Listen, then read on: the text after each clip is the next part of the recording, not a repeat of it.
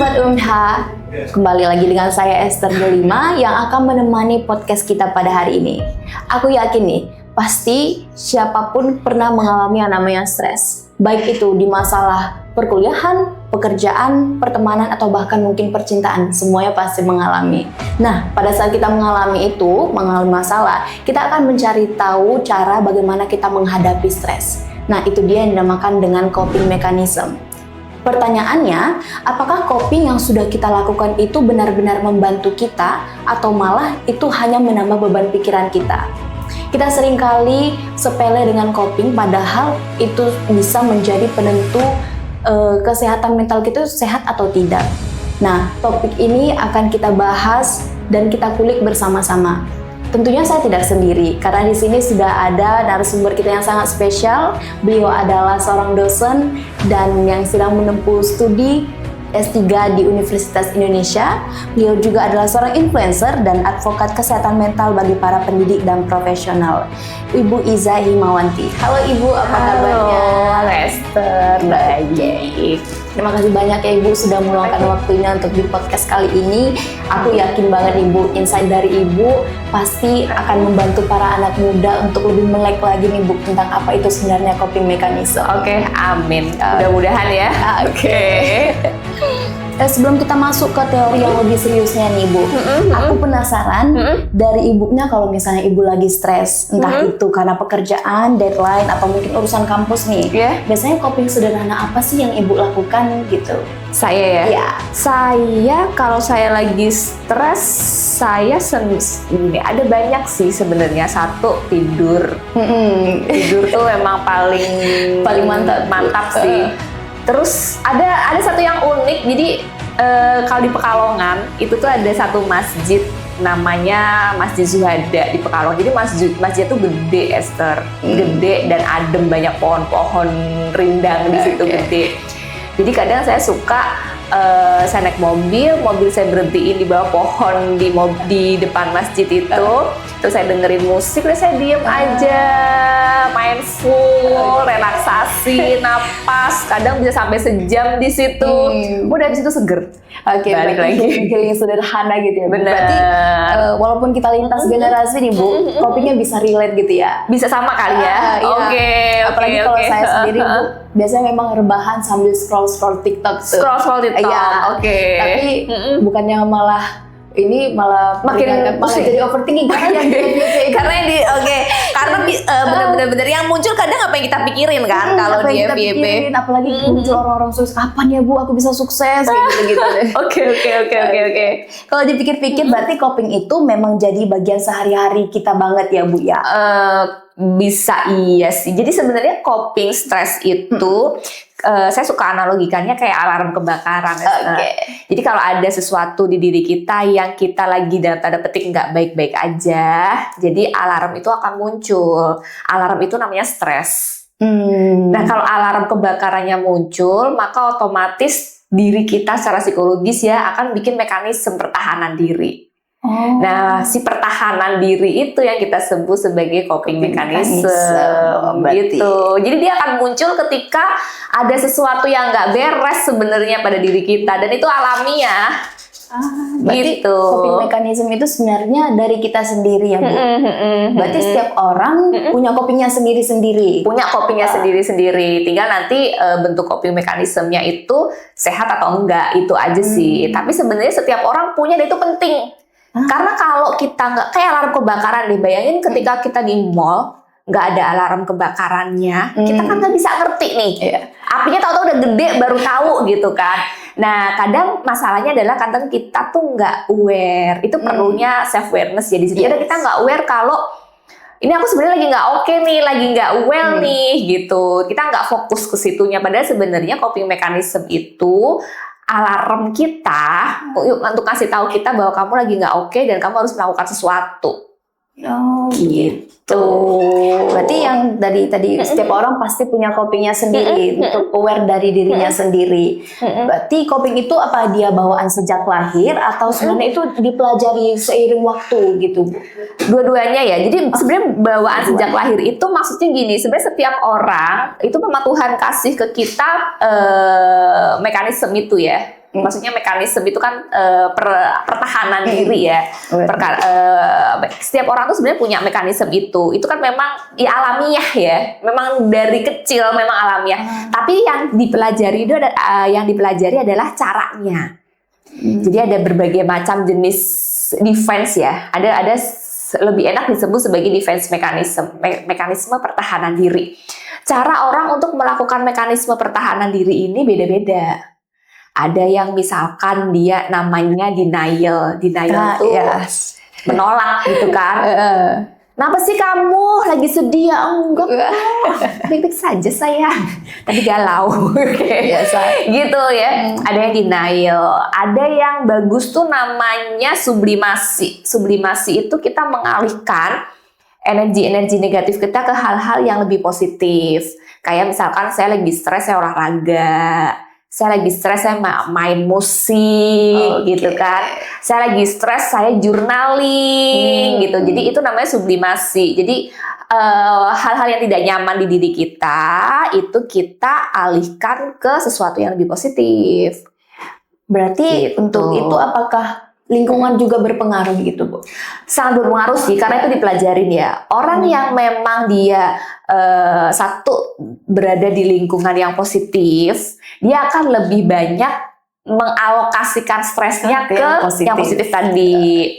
Tapi ketika dia berada di lingkungan yang misalkan penuh dengan tuntutan, misalkan nih pada anak laki, kadang kalau di kita di Jawa pasti bilangnya cowok nggak boleh nangis, cowok nggak boleh sedih gitu kan. Nah itu akan bikin ketika si cowok ini sedih, si cowok ini lagi nggak baik-baik aja, dia akan bikin pertahanan diri, defense mechanism namanya.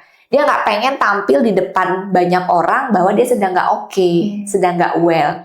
Akhirnya bikinnya coping mekanisme yang mungkin dalam tanda petik nggak sehat. Itu makanya ada orang yang dia susah untuk menunjukkan emosinya. Begitu. Jadi ke situ pengaruhnya lingkungan sebenarnya lebih ke situ.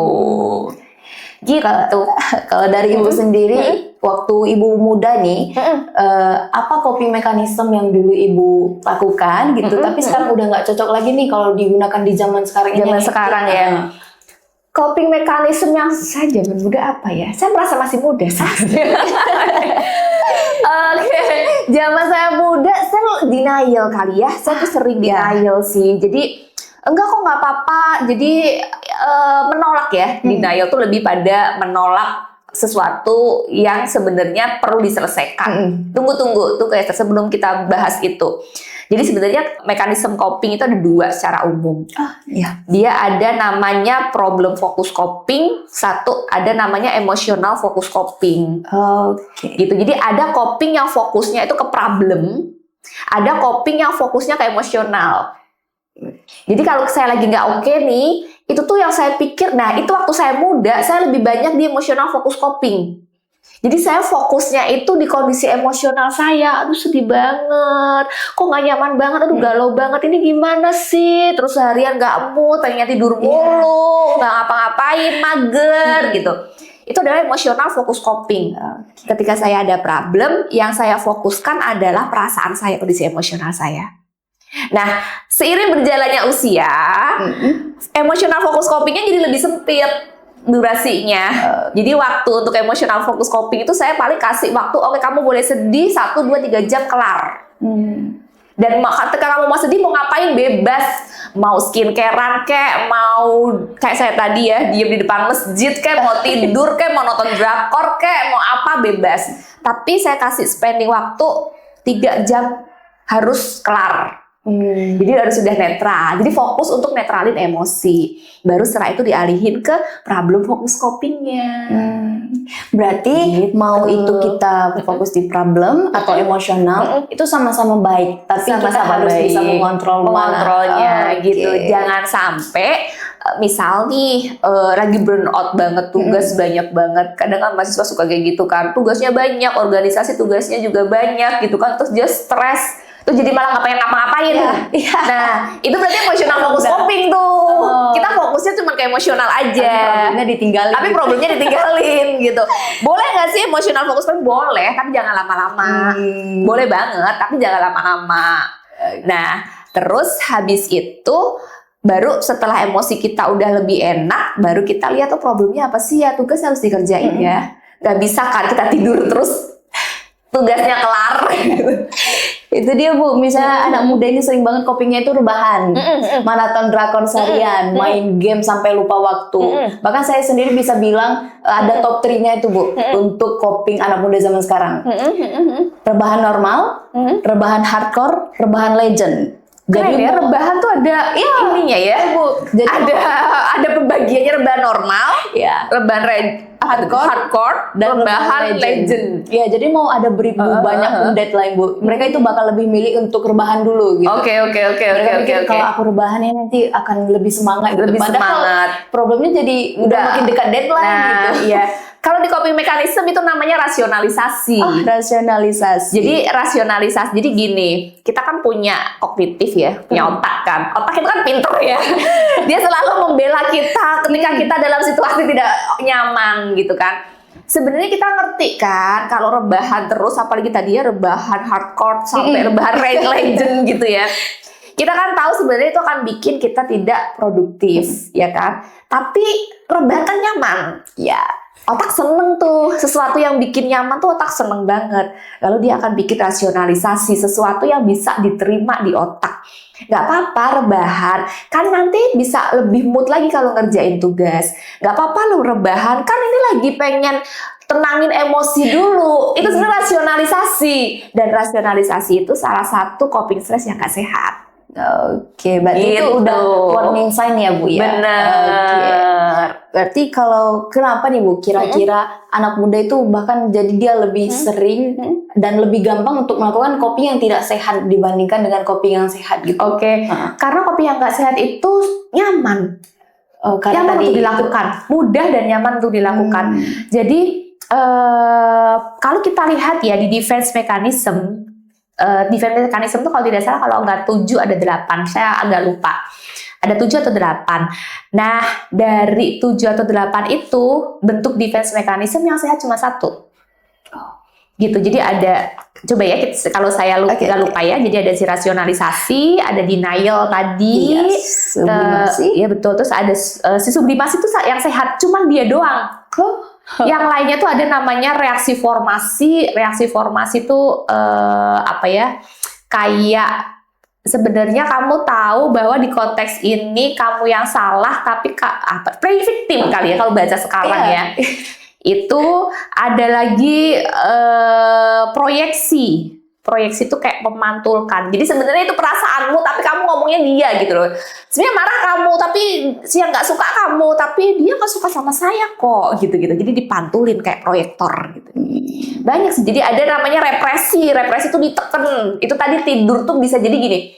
Ada orang yang masalahnya berat banget. Dia nggak pengen mikirin misal pada kasus-kasus yang nggak nyaman banget. Apa sih kalau masalah percintaan, apa anak muda sekarang diputusin, ditolak gitu kali ya. Oh, diselingkuhin, cocok berat. Oke, berat tuh ya. Diselingkuhin tuh kan itu nggak nyaman banget diselingkuhin. Kalau diinget-inget nggak enak kan? Iya kan? Ya jadi biar dia nggak inget, dia merepress. Siap inget dilupain, siap inget dilupain. Itu namanya represi. Jadi menekan ingatan ke alam bawah sadar. Padahal lukanya belum sembuh. Jadi kayak kita lagi luka, ditutup aja tuh pakai apa? Tetoplas, tapi lukanya nggak dibersihin dulu, nggak diapa-apain, tutup aja. Yang makin lama nanti makin akan, nah itu makanya akhirnya kadang ada orang bilang kenapa sih orang diselingkuhin nanti munculnya jadi trust issue, jadi avoidance dan lain sebagainya gitu kan. Nah bisa jadi ketika dia sakit itu dia repress, dia cuma tekan aja lupain, padahal belum sembuh lukanya. Itu juga mekanismenya nggak sehat. Jadi gitu, jadi banyak banget. Dan kenapa orang lebih banyak melakukan defense mechanism yang nggak sehat? Karena itu lebih nyaman dan lebih mudah. Kayak misalkan memaafkan orang yang menyelingkuhin kita itu lebih sulit daripada kita udah lupain aja dia udah move on aja, udah lupain, nggak usah dibahas. Nah, itu lebih mudah. Gitu. Berarti sama yang kayak Ibu bilang tadi itu otak itu pintar. Dia otak akan itu pintar. kita membela kita. Dan gitu. membela kita, betul. Jadi sebenarnya otak itu sebegitu cerdasnya otak ya. Cuman satu lagi otak itu tetap harus kita kontrol. Karena kalau kita pengen punya mental health, mental yang sehat, itu kita harus bisa kontrol apa yang kita pikirkan, apa yang kita rasakan, apa yang kita lakukan. Berarti itu dia kenapa kita selalu butuh yang namanya coping mechanism. Bener. Oke, berarti bisa Ibu bantu tolong jelaskan gimana sih pengaruh langsungnya coping mechanism ini terhadap kesehatan mental kita? Oke. Sebenarnya ngaruh banget karena gini. Mau kemana lagi nih? Agak teoritis nggak apa-apa ya? Nggak apa-apa, justru Nggak apa-apa ya, lebih agak teoritis ya. Oke, jadi kalau kita ngomongin mental health dulu nih, mental health itu kita harus lihat 3 aspek: fisik, psikologis, sosial, gitu kan. Nah, ketika kita lagi stres, coping mechanism kita lagi nggak oke, lagi nggak baik, 3 ini pasti akan keganggu. Fisik, 1 yang paling kelihatan banget, teman-teman, kalau mahnya sering kambuh, asam lambung sering naik, terus sering kena tipesnya kambuh terus, atau GERD, hati-hati. Karena itu bisa salah satu sinyal bahwa kita terlalu banyak menggunakan coping stres yang nggak sehat. Secara fisik. 2, secara psikologis. Kalau yang nggak kenapa-kenapa gitu ya, cuma lihat iklan, ini nggak disponsorin ya. Kalau misalkan yang iklan lihat ikan buih-buih Sprite, tiba-tiba kayak, aduh kok sedih ya lihat buih Sprite, pengen nangis gitu. Jadi yang udah mulai sensitif banget, melonya berlebih, nggak ada apa-apa, tiba-tiba pengen nangis, dengerin lagunya si Mangu ya bener ya, tiba-tiba pengen nangis gitu ya. Nah itu juga udah hati-hati. Kemudian sosial. Nah sosial ini bisa kemana-mana. Sosial itu kan hubungan kita dengan orang lain. Misalkan tadi kita jadi avoidance, nggak mau dekat sama orang. Kita jadi punya trust issue. Kita jadi anxiety. Jadi kita jadi khawatir ketika kita menjalin interaksi yang intim dengan orang lain gitu. Itu dampaknya. Bisa kemana-mana. Gitu. Nah kalau tadi apa sih? Kamu tanya apa sih, Nek? Saya lupa. Pengaruhnya bagi kesehatan mental. Pengaruhnya bagi kesehatan. Gitu. Nah, itu tadi pengaruhnya bagi kesehatan mental kita tuh di 3 aspek tadi. Jadi kalau kita, dan jelas ya, kalau kita mau ngomongin mental health, 3 ini kan harus oke semua kan. Fisik harus oke, psikologis harus oke, hubungan sosial juga harus oke kan. Nah gitu, jadi kita perlu pakai coping mechanism yang baik. Dan itu sebenarnya gampang sekali. Oke, sebelum itu Ibu berarti. Sebelum itu ya, oke. Apa? Berarti makanya ada orang yang dia suka tiba-tiba nangis sendiri, atau dia orang yang jadi kayak Ibu bilang jadi berarti itu semua dampak dari coping mechanism dia yang nggak sehat. Bener. Kayak yang Ibu bilang, kadang kan ada itu yang dia coping mechanismnya itu cocoknya di journaling. Ada yang lebih suka olahraga, ada yang lebih nyaman curhat. Betul. Nah, jadi aku kepikiran nih Bu, apakah ada coping mechanism itu yang cocok untuk semua orang, atau memang setiap orang itu harus dia mencari tahu sendiri coping mechanism dia yang cocok itu gimana gitu? Benar banget. Emang setiap dari kita akan beda-beda coping mechanismnya, akan beda-beda. Mana yang lebih cocok tuh akan. Tapi intinya tuh coping mechanism tuh intinya 2. Dia akan emotional focus coping kayak tadi kita jelas ya, sama problem focus coping. Nah, yang pertama, layer pertama itu memang emotional focus coping. Bagaimana kita menstabilkan kondisi emosi kita dulu. Karena gini Esther, jadi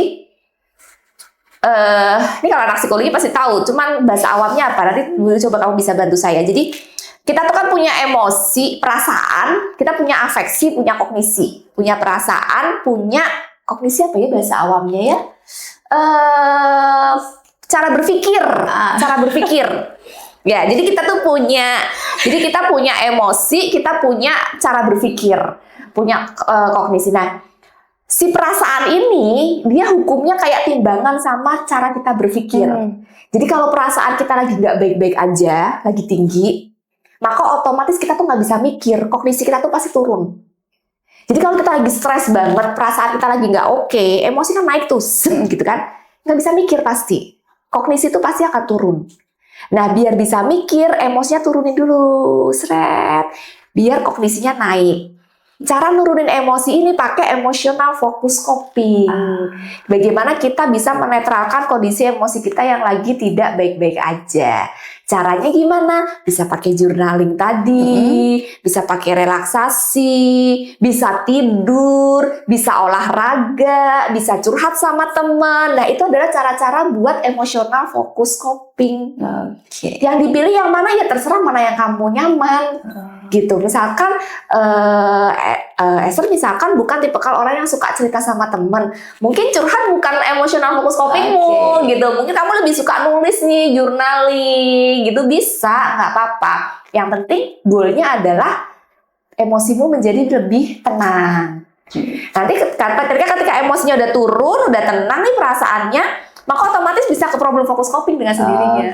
Berarti kalaupun ada orang yang bilang jangan terlalu emosional dong, jelek gitu, kalau misalnya dilihat, berarti kita harus tetap juga menyesuaikan, menyeimbangkan antara emosional dan juga problem kita biar bisa terselesaikan gitu. Jadi nggak apa-apa kok, emosional tuh nggak apa-apa, sedih nggak apa-apa, marah nggak apa-apa, cuman jangan lama-lama.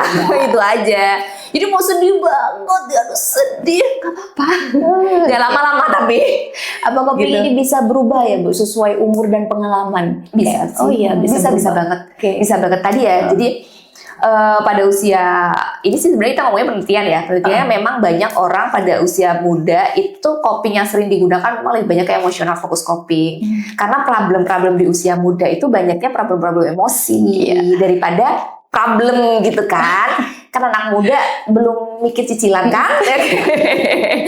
belum mikir cicilan. Jadi problemnya memang lebih banyak di problem-problem emosi. Jadi otomatis coping yang akan dipakai lebih banyak coping-coping emosi gitu kan. Nah, seiring berjalannya usia itu akan lebih banyak problem. Memang ada problemnya gitu kan, harus diselesaikan. Misalkan tentang masalah ekonomi, finansial, keluarga dan lain sebagainya. Sehingga secara otomatis akan lebih banyak porsinya di problem fokus coping. Jadi skill kemampuan seorang untuk menyelesaikan problem.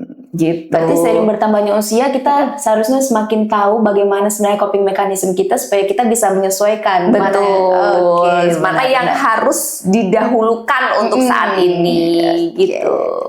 Kalau yang Ibu lihat nih mahasiswa anak muda sekarang itu berarti coping yang paling sering Ibu amati itu apa ya?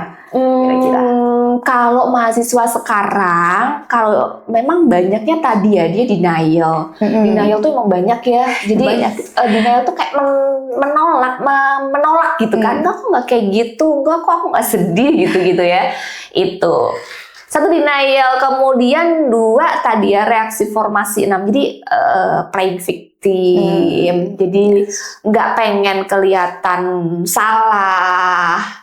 Pengen selalu tampil baik gitu ya. Benar. Atau represi itu tadi menekan ke alam bawah sadar. Jadi kayak misalkan habis putus, udah move on, langsung move on gitu. Tapi nggak selesai lukanya itu. Atau rasionalisasi juga banyak. Rasionalisasi itu kayak tadi lagi pengen tidur gitu kan, nggak apa-apa deh tidur dulu seharian, nanti biar fresh. Besoknya nggak apa-apa deh mager dulu, nggak apa-apa deh ini dulu biar ini. Itu sih 4 itu yang sering saya lihat sih di anak-anak muda sekarang. Tapi itu juga ada sebabnya ya. Iya. Karena kan coping mekanisme itu juga pengaruh dari tuntutan sosial kan. Benar. Gitu. Berarti memang untuk anak-anak muda sekarang ini lebih ke warning sign ya Bu. Benar.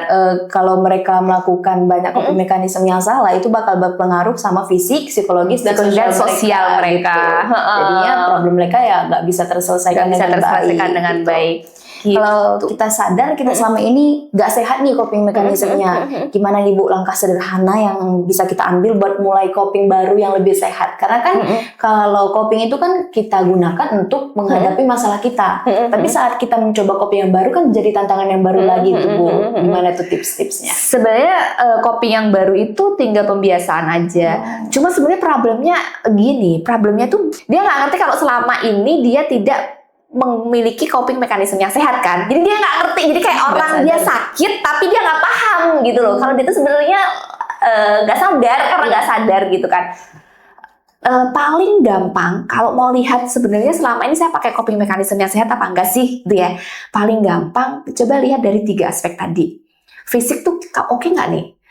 Maksudnya sering berkaitan psikologis tuh akan paling pertama nembak di bagian pencernaan. Oh iya. Pokoknya bagian pencernaan deh. Pokoknya sering bermasalah di bagian pencernaan gitu. Asam lambung, GERD dan lain sebagainya itu coba hati-hati. Kemudian 2 tadi udah mulai sensitif banget perasaan, gampang jadi masalah-masalah yang tadi kita bahas ya 3 hal tadi. Kalau udah ngerasa itu udah warning keras bahwa mungkin bisa jadi selama ini kamu pakai mekanisme yang gak sehat, gitu. Terus gimana caranya? Sebenarnya itu pembiasaan aja. Jadi kalau misalkan lagi nggak baik-baik, kan udah ada pilihannya banyak ya. Bisa journaling, bisa pakai olahraga, bisa curhat, bisa cuman diem aja, mindful aja. Kadang mindful tuh kadang ya, coba deh kapan-kapan dicoba. Makan nih, coba deh makan sendirian. Ke kafe yang agak tenang, atau ngopi sendirian ke coffee shop, tapi yang tenang, jangan yang terlalu rame ya. Yang agak tenang, sendiri aja, minum kopi, udah minum aja dirasain kopinya manis ya, enak banget, kok dingin ya. Ternyata udah dingin gitu aja. Mindful aja, menikmati kopi di saat itu tanpa memikirkan apapun, pikirkan kopimu. Itu juga salah satu bentuk coping mekanisme yang Berarti dimulai dengan hal-hal kecil yang kita syukuri gitu ya, Ibu.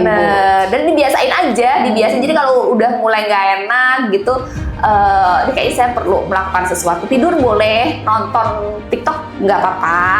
Tapi kalau udah mulai udah makin pusing gitu kan, ya udah stop, lakuin yang lain, olahraga atau apa. Berarti tipsnya itu tadi, pertama kita harus perhatikan fisik kita, psikologis kita, dan sosial kita. Setelah kita tahu di mana kita yang salahnya, kita mencoba bagaimana sebenarnya coping mekanisme yang nyaman dan nyaman buat kita menyelesaikan masalah kita. Bisa langsung dipraktikin nih teman-teman untuk checklist kita sehari-harinya.